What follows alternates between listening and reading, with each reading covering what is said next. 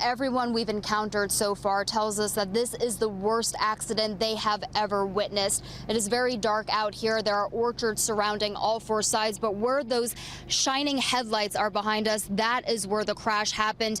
And next to an almond tree there, I know it's very difficult to see, there is the top of a Nissan was cut in half when the car slipped beneath a farm tractor. We are learning that the victim, a 17-year-old Kerman High School senior, was just about to graduate. He was driving down this road to pick up his girlfriend. They were supposed to go catch a concert in Fresno.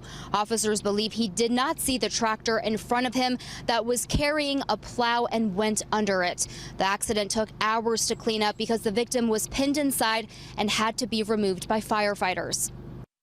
I hate to say it, but distracted driving is kind of a big deal, right? I mean, we just had a huge campaign, the Highway Patrol, of promoting awareness of distracted driving events, and this is what happens when we're distracted while we're driving.